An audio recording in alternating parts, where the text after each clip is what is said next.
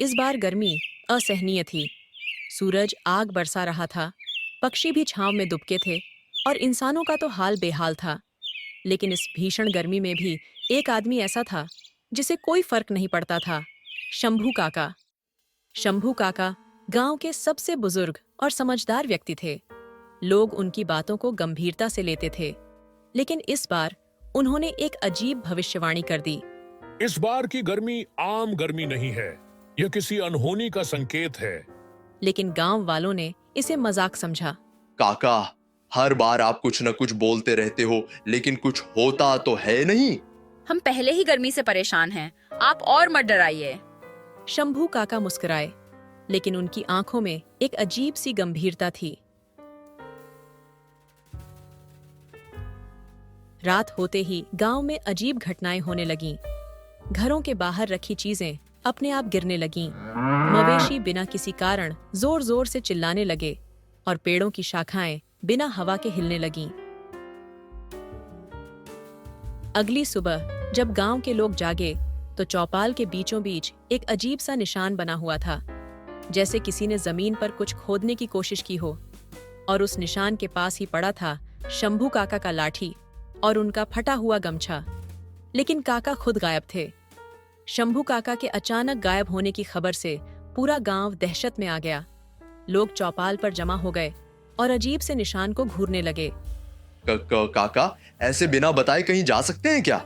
नहीं, उनका गमछा और लाठी यहाँ पड़ी है। इसका मतलब कुछ अनहोनी हुई है।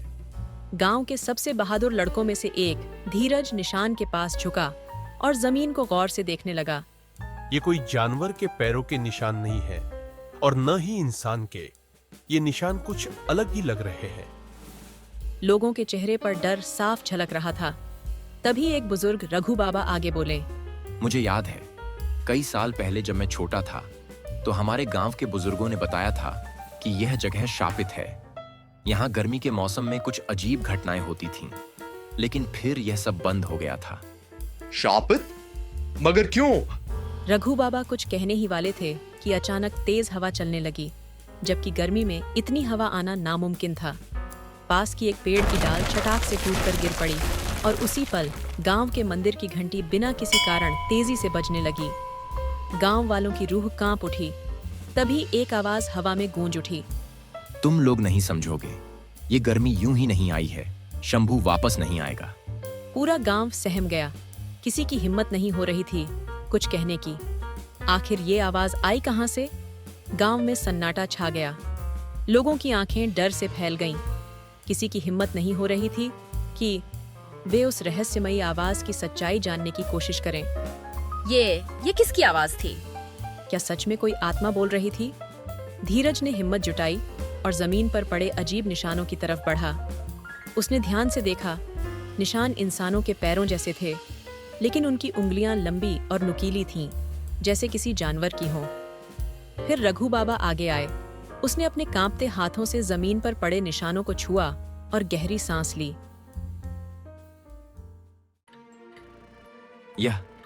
यह वही निशान है। ये तब भी देखे गए थे जब दशकों पहले एक और आदमी ऐसे ही गायब हुआ था। क्या गांव में पहले भी कोई गायब हुआ था? रघु बाबा ने धीरे धीरे बोले। करीब 50 साल पहले एक आदमी इसी जगह से अचानक गायब हुआ था। उस समय भी गर्मी कुछ ज्यादा ही भयंकर थी और तब भी ऐसी ही अजीब घटनाएं हुई थीं। तेज हवा, बिना वजह हिलती चीजें और ये डरावने निशान। तो फिर क्या हुआ था बाबा? उस आदमी का आज तक कोई सुराग नहीं मिला और गर्मी बढ़ती गई, इतनी भयानक कि गांव छोड़कर लोग भागने लगे। फिर अचानक एक रात बारिश हुई और सब कुछ शांत हो गया, लेकिन उस आदमी की कभी कोई खबर नहीं आई। लोगों के रोंगटे खड़े हो गए। गांव में खलबली मच गई। क्या शंभू काका भी उसी रहस्यमयी शक्ति का शिकार हो गए थे? तभी मंदिर की घंटी फिर से जोर से बजी और कुएं के पास किसी के पैरों की आहट सुनाई दी। गांव वालों की सांसें थम गईं। गांव वालों की आंखें चौड़ी हो गईं। कुएं के पास से आती आहट तेज हो रही थी। किसी की हिम्मत नहीं हो रही थी कि आगे बढ़कर देखे कि वहां कौन था। कोई वहां है। गांव के कुछ बहादुर नौजवानों ने कांपते कदमों से कुएं की तरफ बढ़ना शुरू किया। जैसे ही उन्होंने कुएं में झांका उनकी आंखें फटी रह गईं। कुएं के किनारे शंभू काका की चप्पल पड़ी थी, लेकिन काका का कोई अता पता ही नहीं था। तभी कुएं के अंदर से एक गहरी और भयानक आवाज आई। तुम लोग यहाँ नहीं बचोगे। गर्मी सिर्फ एक शुरुआत है। गांव के लोग चीखते हुए पीछे हट गए। कुएं के अंदर से किसी के भारी भरकम सांस लेने की आवाजें आ रही थीं, जैसे कोई विशाल जीव अंदर मौजूद हो। रघु बाबा ने कांपते हुए जोर से बोले, जो भी है हिम्मत है तो सामने आ। अचानक कुएं के अंदर से एक तेज रोशनी चमकी और एक भयंकर गरज के साथ गर्म हवा का झोंका बाहर निकला। गांव के लोग भय से पूरी तरह से डर गए थे। तभी एक भारी कदमों की आहट कुएं से बाहर आती दिखी।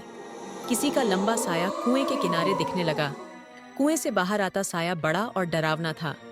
उसे देखकर गांव वालों की रूह कांप गई। भगवान बचाओ, ये क्या है? धीरज ने हिम्मत करके मशाल उठाई और आगे बढ़ा। जैसे ही मशाल की रोशनी उस पर पड़ी, सबके पैरों तले जमीन खिसक गई। वह कोई और नहीं बल्कि शंभू काका ही थे, लेकिन वो पहले जैसे नहीं थे। काका, आप ठीक तो हैं? हाँ हाँ, मैं तो बिल्कुल ही ठीक हूँ, लेकिन तुम लोग ठीक नहीं रहोगे। शंभू काका की ये आवाज सुनकर गांव वालों के दिल दहल गए। काका, ये क्या कह रहे हो? शंभू काका ने धीरे धीरे अपना सिर उठाया और आसमान की ओर देखा। मैं अब शंभू नहीं हूँ। मैं उस श्राप का हिस्सा हूँ जिसे तुमने नजरअंदाज कर दिया। तभी अचानक जमीन हिलने लगी। यह वही श्राप है। यह उस पुरानी गलती का बदला है जो हमारे पूर्वजों ने की थी। गांव वालों की आंखें डर से फटी रह गईं। कोई समझ नहीं पा रहा था कि आखिर हो क्या रहा है। तभी शंभू काका के शरीर धरती से उड़कर आसमान में मिलने लगा। उनकी अंतिम चीख गूंजी, तुम सब ने इस गर्मी को हल्के में लिया है। अब यह तुम्हें नहीं छोड़ेगी। और अगले ही पल शंभू काका हवा में विलीन हो गए। फिर गर्मी और बढ़ गई। अगले कुछ दिनों में गांव में भयंकर लू चली। लोग बीमार पड़ने लगे। कुछ गांव छोड़कर भाग गए और जो रुके वे रहस्यमयी बुखार का शिकार हो गए। गांव के बुजुर्गों ने इसे गर्मी का श्राप कहा, जो हर 50 साल बाद लौटता था, किसी एक इंसान को अपने साथ ले जाता था और गांव पर कहर बरसा देता था। उसके बाद गांव के लोगों ने ठान लिया कि गर्मी के मौसम में वे कभी भी कुएं के पास नहीं जाएंगे। लेकिन एक सवाल हमेशा के लिए रह गया, आखिर यह श्राप किसने और क्यों दिया?